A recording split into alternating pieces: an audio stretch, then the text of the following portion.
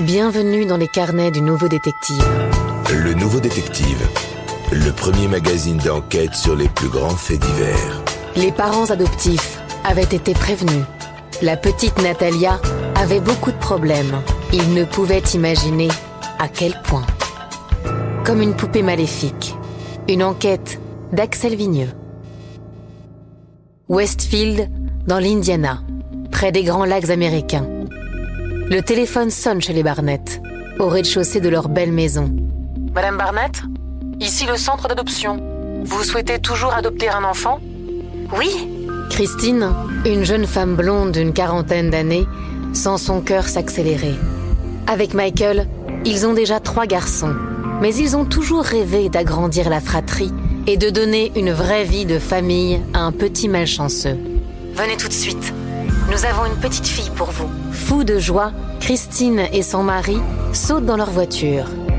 Et c'est là que commence une véritable histoire de fou.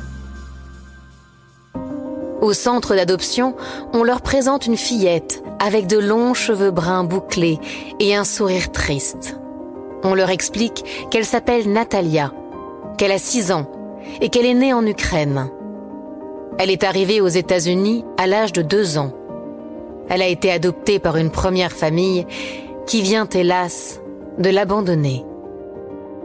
Natalia a beaucoup de problèmes.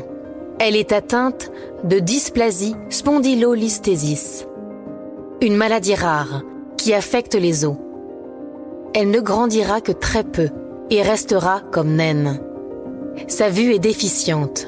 Et puis, elle a beaucoup de difficultés à marcher. Mais vu sa situation, elle est surtout en grave détresse affective.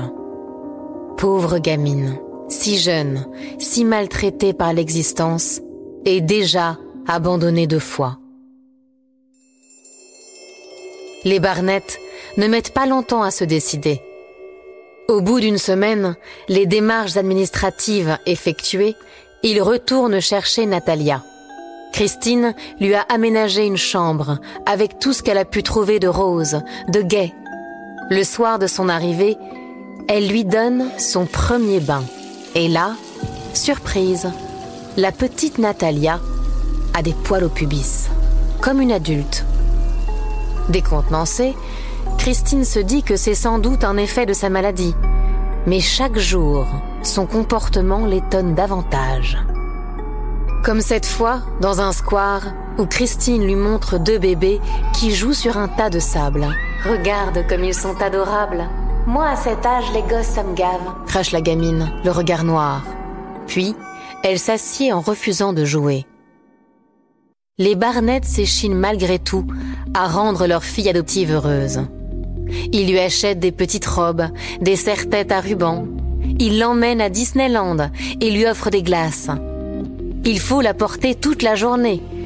Elle est un peu lourde, mais quels efforts ne ferait-il pas pour voir enfin un sourire se dessiner sur son visage. Un après-midi, il décide de l'emmener voir les Grands Lacs avec ses frères.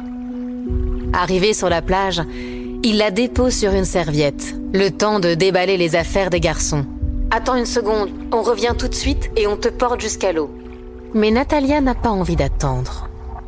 Et tout à coup, sous les yeux stupéfaits de la famille, elle se lève et gambade tranquillement jusqu'à la rive. Plus aucune difficulté à marcher. Les 2 jeunes parents en avaleraient leur langue. Mais il y a encore plus étrange. Un jour que Christine vide les poubelles de la maison, elle découvre que Natalia y cache des Kleenex ensanglantés. La petite a ses règles.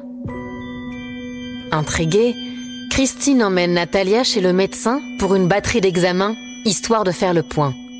Et puis, elle aimerait bien déterminer son âge osseux. Le toubib n'y connaît pas grand-chose en dysplasie spondylolisthésis, ce qui complique son analyse. Ce que je peux vous assurer, c'est qu'elle n'a pas 6 ans, conclut-il, en observant les radios des mains de l'enfant.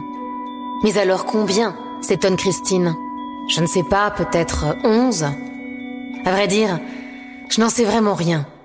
L'orphelinat se serait trompé sur ses origines au point de lui donner presque la moitié de son âge? Mais s'il n'y avait que ça. Régulièrement, à table, Natalia se met à débiter des horreurs. Je vais tous vous tuer, puis je vais vous rouler dans des tapis et vous enterrer dans le jardin. Est-ce une crise d'ado précoce? Natalia est différente, elle a une histoire différente. Mais il faut l'aimer comme elle est, se persuade Christine une fois encore. Elle fait donc disparaître de son armoire robes à smoke et serre-tête, pour lui proposer des vêtements plus adolescents. Pour rapprocher leur fille adoptive de ses racines, Michael et Christine lui font rencontrer quelques Ukrainiens. Même si elle ne leur adresse pas la parole, Natalia semble boire chacun de leurs mots. Pourtant, si elle a quitté l'Ukraine à l'âge de 2 ans, elle ne peut pas comprendre leur langue. Encore un mystère à éclaircir. En attendant, son comportement devient de plus en plus flippant. Plusieurs fois, Christine et Michael se réveillent en pleine nuit pour découvrir la petite, debout, près de leur lit, en train de les observer dans la pénombre. Le couple en vient à planquer tous les couteaux de la maison. On ne sait jamais. Parfois, Natalia laisse sur les miroirs d'étranges marques rougeâtres, comme dans un mauvais film d'horreur. Un matin, la mère de famille surprend carrément la gamine en train de verser de l'eau de javel dans le café qu'elle s'apprêtait à avaler. « Mais pourquoi tu fais ça ?» lui demande-t-elle atterrée, en lui arrachant la bouteille de détergent des mains. « Je voulais t'empoisonner. » Christine l'emmène chez un psychiatre, qui décèle un cas intéressant. Natalia serait sociopathe. Autrement dit, elle serait atteinte d'un trouble antisocial de la personnalité. Le médecin propose de la garder en observation quelques semaines pour confirmer le diagnostic. Reste à élucider la question de son âge véritable. 11 ans ou plus? Pendant son hospitalisation, une infirmière pose la question à Natalia sans détour. « Dis-moi, quel âge as-tu » ? « Moi ? J'ai 18 ans. » Ce flou atroce ne peut plus durer. On fait passer à la gamine une nouvelle batterie d'examens, cette fois avec les plus grands spécialistes. Conclusion, même si elle a la taille d'un petit enfant, Natalia a terminé sa croissance depuis belle lurette et aurait en réalité 22 ans. Pas étonnant si elle a des troubles du comportement, se disent ses parents. On la traite comme une petite ado alors que c'est une adulte. Sans se décourager, le couple admirable reprend le problème de zéro. Si Natalia a 22 ans, il lui faut un métier et aussi son indépendance. Il l'interroge sans trop savoir sur quel ton lui parler. Qu'aimerait-elle faire ? La jeune fille se dit intéressée par la cosmétique. Qu'à cela ne tienne, les Barnett sortent leur carnet de chèques pour lui offrir une formation d'esthéticienne. L'été suivant, grand chamboulement dans la vie de la famille. Pour faire suivre à l'un de leurs garçons une formation spécialisée, les Barnett doivent déménager au Canada. Que faire de Natalia ? Souhaite-t-elle les accompagner ? À elle de décider, puisqu'elle est majeure. C'est avec soulagement que le couple l'entend dire qu'elle préfère rester dans l'Indiana.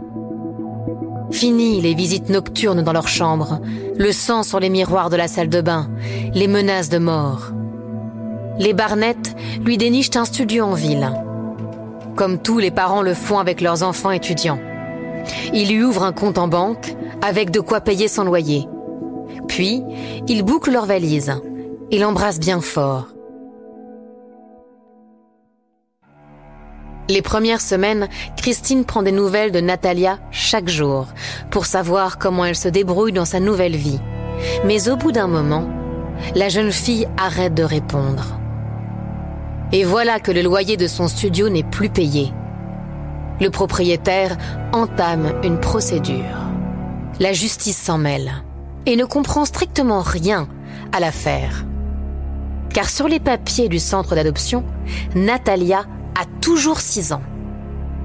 Un appartement loué pour une si petite fille, et ses parents auraient déménagé à plus de 1000 km en la laissant derrière eux. Les monstres. Immédiatement, une information judiciaire est ouverte pour abandon d'enfants. Les époux Barnett sont arrêtés au Canada et sommés de s'expliquer. Christine est au bord de la syncope. Ce n'est pas un abandon d'enfant, Natalia est majeure. La mère de famille brandit tous les examens médicaux de la petite pour prouver sa bonne foi. Étrange histoire, concèdent les magistrats. On envoie chercher Natalia chez elle pour tirer tout ça au clair. Et là, plus aucune trace d'elle. Dans le petit studio déserté, ne demeurent que quelques emballages de ses dernières emplettes. Oubliez les sweatshirts d'ado et les jeans offerts par sa mère.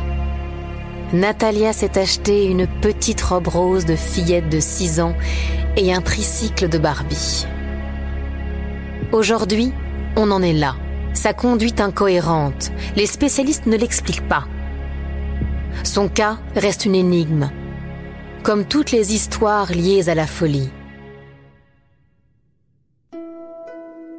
En attendant, Christine et Michael Barnett, eux, sont toujours empêtrés dans une procédure judiciaire à laquelle personne ne comprend rien. Les deux époux ont tout de même dû régler une caution de 5 000 € chacun pour éviter d'attendre derrière les barreaux l'examen du dossier. Quant à Natalia et son maître tout rond sous la toise, volatilisés. Plus aucune nouvelle. Mais il y a fort à craindre que l'étonnant personnage, nanti d'une petite robe à cœur et de son plus beau serre-tête, soit à cette heure sur les genoux d'un nouveau couple, vibrant de compassion. On souhaite à ces gens bien du courage.